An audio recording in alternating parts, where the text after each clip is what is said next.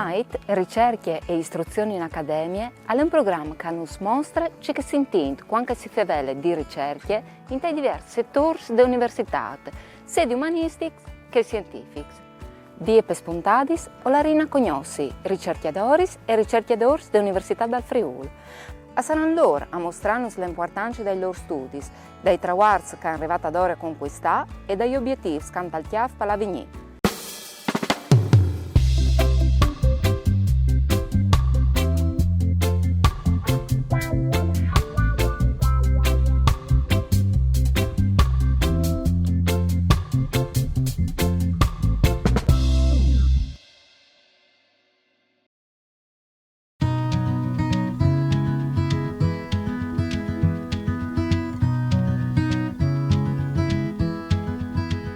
Il Dipartimento di Linguistica, Letteratura, Comunicazione, Formazione e Società al nasce sulla fonte di uno dei primi corsi inviati di banda dell'Università del Friuli in tal 1978, ovvero i corsi di Linguis e Culturis Forestis.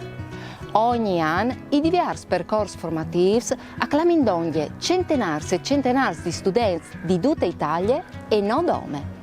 Noi altri, come o la rina cognossi una delle espertis de tantis linguis che si insegnano a Udin.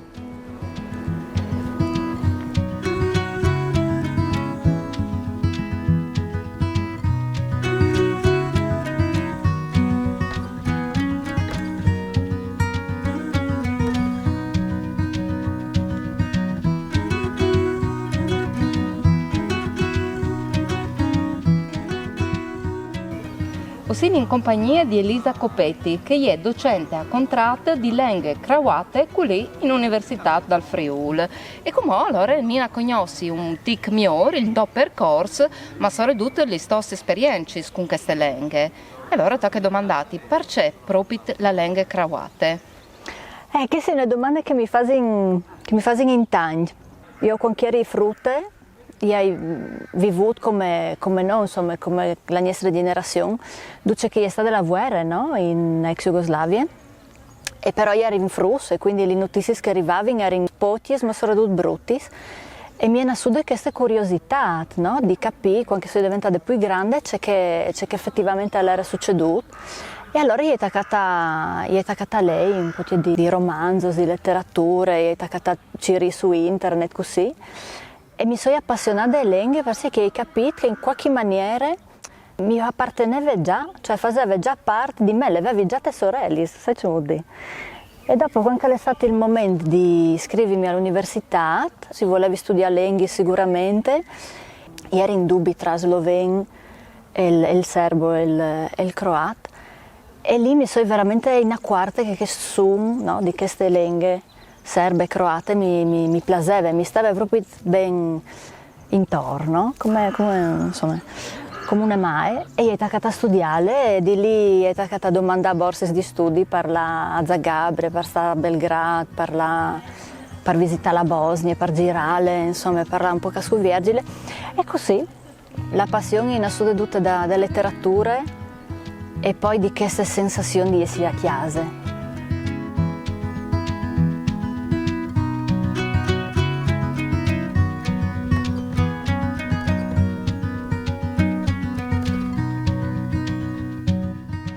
Grazie al tuo lavoro, tu sei stata una di che ha portato la letteratura di quei paesi in lingue italiane e tu sei una delle poche, possiamo dire, qui in Friuli, dal sicuro sì.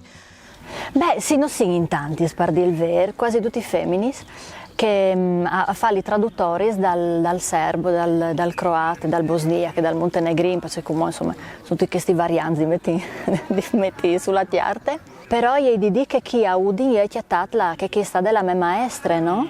Che era la mia prof di letteratura e di lingue, che era la Alice Parmeggiani, che lavora in Mo, e che è forse la mia traduttrice di queste lingue in italiano. E io non finivo i corsi, no? E quando io mi sono laureata, a un certo punto è succeduto che io avevo tanti lavori di traduzione, però non avevo team. E quindi ha fatto il mio nome, insomma, ha proponuto dagli editori di farmi lavorare. E questa è stata determinante, perché in quel campo qui tu puoi mandare tanti curricula a Tor, però fin tanto che qualcuno ti dà la possibilità di tradurre una roba, se non tu partissi, se non tu sei partita, diventa più difficile provare a partire. Quale potrebbe essere la maniera migliore per insegnare una lingua che ducas non è così immediata in tal confronto soprattutto con l'italiano? Ma secondo me, forse la roba più facile per chiappare è dare un motivo, se non lo hanno, dare un motivo per imparare la lingua, che se ti praticare per uno scopo di lavoro personale, per una passione, sviluppare questa curiosità e soprattutto far capire che è un mondo così donde al nostro, così affine al nostro, alla nostra mentalità, che sarebbe come ore che questa cortina di fiar, insomma, si chiavasse di mezzo e si tornasse a chiacchierare con le persone come che si faceva 100 anni fa, ecco, o poi.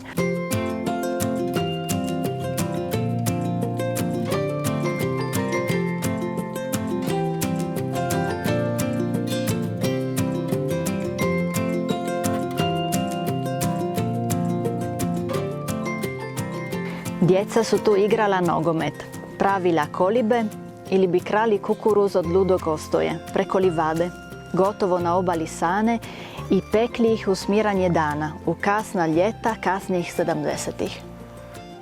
Il sonor alle par da bon biel, però come per farnos capire, tu has di lei non c'è che tu l'hai svoltato per tagliare. Sì, to chiaro. I bambini lì giocavano a calcio, costruivano capanne o rubavano il mais a Ossoia al Matto, oltre il prato, proprio sulla riva del fiume Sana, e lo cuocevano al calar del giorno nelle tarde estati dei tardi anni 70. Un'immagine. Così, dagli anni 70 in Bosnia, che sta un libro che è ambientata a Prijedor, una cittadina bosniaca, e dal punto di vista della traduzione, così si viene a ragionare proprio sulla traduzione, mi ha portato a esplorare una geografia, un momento storico diverso che non conoscevi, cioè gli anni 70 in Jugoslavia col socialismo, il loro modo di vivere, il loro modo di pensare e poi anche la natura forse, no? de Bosnia con questo fiume, Sana. Insomma, ecco, ho fatto un po' di ricerca anche qui. Ma lei sempre ha imparato quel lavoro? Che... Assolutamente, non è perché che non splas.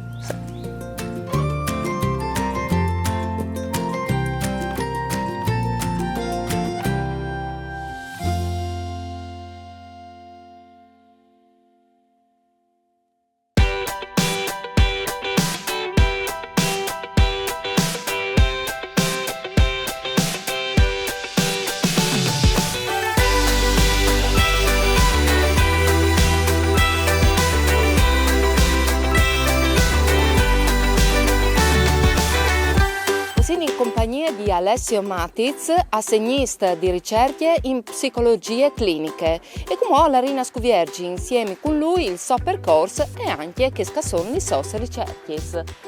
Dunque Alessio, Tachin, ci vuoi nascuda questa tua passione? È nascuta in un corso di laurea che hai fatto qui in educazione professionale. La tesi finale l'hai fatta con il professor Frank Fari e l'abbiamo fatta sulla meditazione mindfulness per persone con problemi di alcolismo e dopo abbiamo continuato a collaborare su questi temi. E allora come continuas? C'è sesto che tu studi? Ma come che tu hai detto tu, appunto il chiampa è la psicologia clinica. In questo caso, dall'esperimento che vedremo in voi, non si studia in malati, però su un fenomeno che può chiappare dalle place bruttis, no? Il fenomeno lo vinducchia è il chiaf che va, no? Le dicono che a vagole, no? Per inglese è mind wandering. E quindi si chiama c'è mood che cambia il corpo e c'è pensieri che capita in qualche uno, invece di stare attenta a ciò che viene mandato di fare, va di altri bandi sul chiaf, ecco. Conta-nos un tic più al dettaglio, fammi qualche esempio. Ma un esempio di tutti, insomma, tu stai guidando, invece di stare attenta alla strada e alla macchina davanti a te, tu tacchi a pensare, o c'è che è succeduto ieri sera, no? Che tu hai sbaruffato con la femmina, no? Tu sei rabbioso, no? E dopo un tic che davanti al freno, no? Tu ti accorgi e dici, oh, pensavi che a ieri sera, no? Non stavi attento, no? Oppure tu pensi a quel che tu devi fare al lavoro, no? E compagni, tu ti perdi via e ti pensieri, no? E dopo un tic tu ti accorgi che sì, che non tu eri sei col chiave, ma tu eri di un'altra banda e tu torni, no? Che è il chiave che va a nollis, ecco. E per studiare questo, voi si vede anche dai macchinari di queste? Sì, computer naturalmente e dopo strumenti che misuri qualche parametro dal corpo. E vuoi vedere in due, no? Che il cuore e la conduttanza cutanea, non sai come dire per furlan. È una roba che mi fa già scatur du caso, ma non farai di cavie di stesso per il bene dall'esperimento, per il bene dal programma.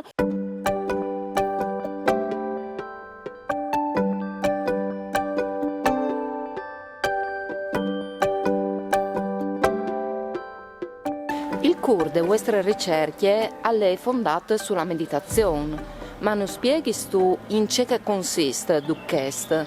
Queste ricerche qui è parte di studi sulla meditazione, in particolare di consapevolezza, perché sono vari tipi, questo è un tipo particolare che consiste talessi allenarsi a essere svegliati, essere attenti e vedere ciò che succede dal nostro chiave, dal nostro corpo. La meditazione è anche riconoscere che anche il nostro chiave va a nollis e dove va.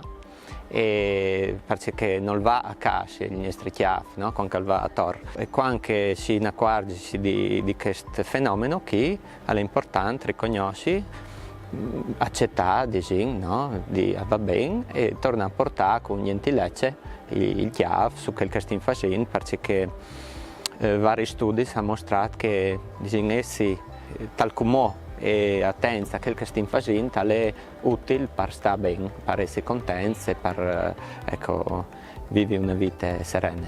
È una roba anche informativa su di noi e di fatto l'esperimento è anche una parte con la meditazione, no?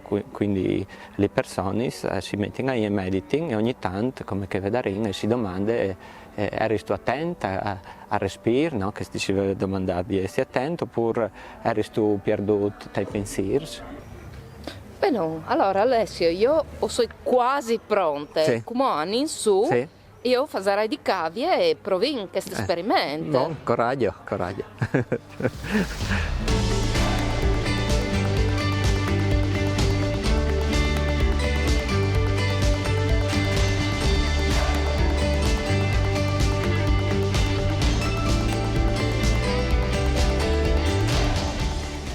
E come?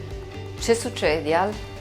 Allora, come si prova dall'esperimento. Allora, la prima parte è mettersi qui al computer e è un esercizio di attenzione dai numeri. Tu devi fraccare i spazi, poi di cose possibili quando viene fuori un numero, salvo che quando viene il 3, no? È un compito che dura mezz'ora, quindi alle stufadice ti viene fuori di continuo numeri e il tuo chiave tenderà alla tor, no? Invece di stare attenta. Questi esercizi ogni tot si blocca e ti viene la domanda, no? In che momento eri tu attente all'esercizio oppure eri tu distratte? E tu varrai di dire intanto sì e no, e dopo tu varrai di mettere un piccolo titolo a questa distrazione se tu eri distratte. E dopo ti farai delle domande su queste distrazioni. Susanna, che è un'esperta di questo fenomeno del mind wandering, ti mette su gli elettrodos dai denti per misurare uno è il cuore e che l'altro è questa conduttanza cutanea. Allora ti chiedo la mano sinistra.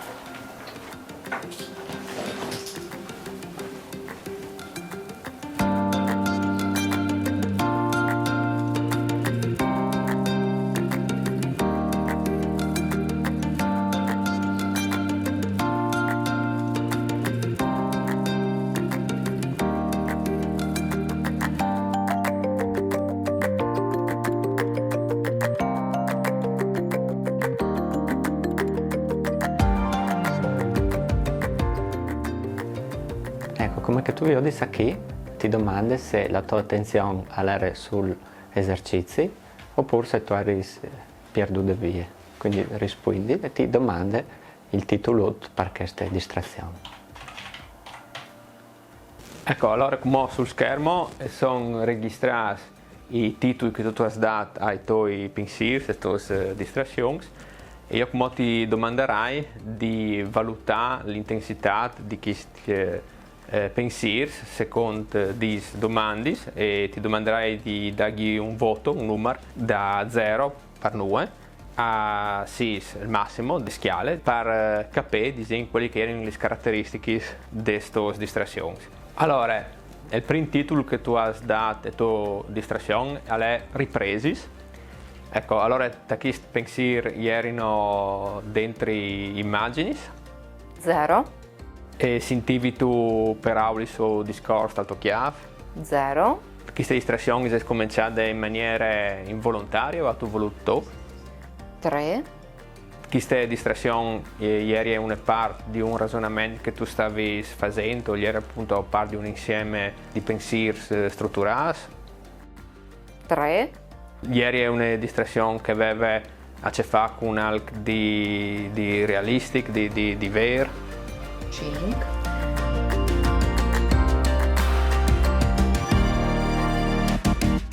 Come noi faremo una meditazione sul respiro di 16 minuti e durante questa meditazione di tanto in tanto tu sentirai un campanello che suona sul computer. Quando suona il campanello ti domandi di fraccare il bottone che tu hai in mano una volta se quando ha suonato il campanello tu stavi pensando a fare tuoi, quindi tu eri distratta, e due volte se invece tu eri concentrata sul respiro, quindi tu eri attenta al compito che tu avevi di fare. Noi durante la tua meditazione o la ren fuori distanza e venivamo avvisati quando è passato il tempo e quando è finita la meditazione.